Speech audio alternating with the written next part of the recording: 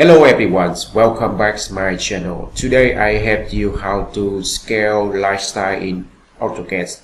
Okay, it's so easy. Here I have a two-way solution.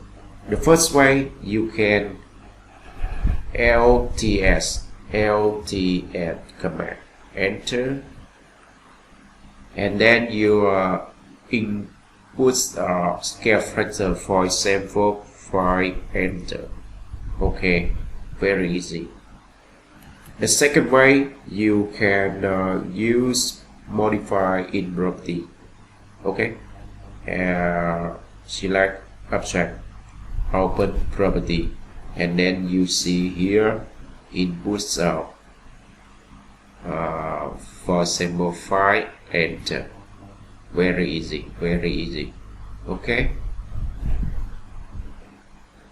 Thank you for watching this video.